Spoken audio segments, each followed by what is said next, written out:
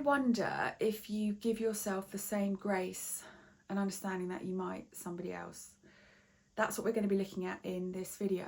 So I'm Nikki Butler, also known as the Autistic Joyologist. And recently I've been giving a lot of thought to the content that I share and the internal dialogue that I have with myself. So I'm very open about the fact I'm autistic and ADHD. I was diagnosed in my mid-40s, and I share my challenges, the highs, the lows, the fun stuff in between of what being a neurodivergent woman is really like. But there are some things that I don't talk about that are also challenging for me, on top of living in a society that isn't really designed for me.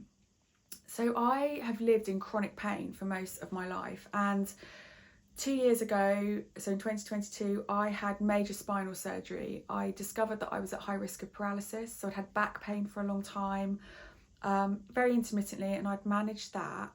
And then during the pandemic, I noticed that one of my legs was going dead. I could only stand on it for 10 minutes or so, and then I couldn't feel it. It was going completely dead. And then in 2022, I saw 2 spinal surgeons. So I was recommended to have a decompression and fusion because the nerve was crushed in my spine.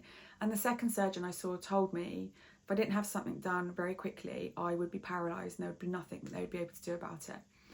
So that was a real point of self-realisation of how serious the situation was for me. And I kept all of that to myself. I realised that I had almost dismissed and minimalised the impact of what was happening to me. I realised that I'd never really talked about the pain that I had. I very much told myself to get on with it, and there were always people that were worse off than me, and be grateful for what I could do.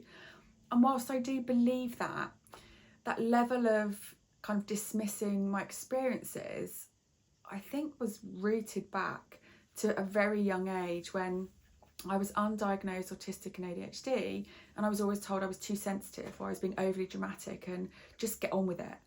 And part of that is British culture. You know, I was born in the 70s, and I think that was very much that stoic sort of time that I was living in, where you did just pull yourself together and get on with it. And I really carried that through my life, coupled with covering up the parts of myself that didn't seem acceptable to other people. So I never openly talked about living in chronic pain or what that meant for me. And I also have a heart condition and damage to my heart caused by the COVID vaccine, actually. And I'm not open about the challenges that brings on top of being neurodivergent. And I'd like to change that. So I'd like to, I guess, open the conversations with any of you that are also experiencing some of those additional challenges or difficulties, whether that's living with an invisible illness. So I have endometriosis as well. Let's throw it all in the mix. Whether there is, you know, the invisible illnesses that we have, the chronic pain that we live in, you know, the other things that on top of dealing with being neurodivergent and the extra effort it takes to get by in a society that isn't designed to support us, how much more challenging that can be. And that affects my energy, my focus, and sometimes my positivity. And there are times that I have to step back, which can look like I just disappear to friends, family, and even in terms of my business from a being present point of view.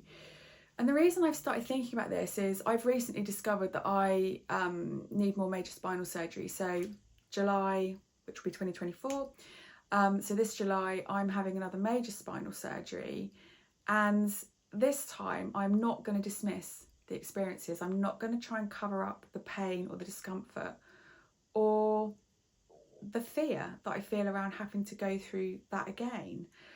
If you are also living with an invisible illness, chronic pain, or there's something else that you don't feel able to share, I'd really love to hear from you, because I'd love to have chats with other people to see why we're experiencing these things the way we are, why we don't feel able to perhaps give ourselves the grace and compassion and understanding that we might to other people. You know, I think about if this was my best friend sat in front of me talking about, you know, living in chronic pain, living with multiple layers of discomfort, I would be so much more understanding and kind towards her. I wouldn't be telling her to get on with it and that there are other people worse off than her and be grateful for what you've got. And I just I'm curious about where does that stem from, and then understanding how do we change that belief system or change that narrative towards ourselves so that we can give ourselves the same level of grace, compassion and support that we might give to other people. But in the meantime, through us connecting, we can explore that together and support each other in dealing with these challenging times. Pop your comments below or reach out to me on socials, or you can always send me an email, hello@autisticjoyologist.co.uk. I will see you very soon.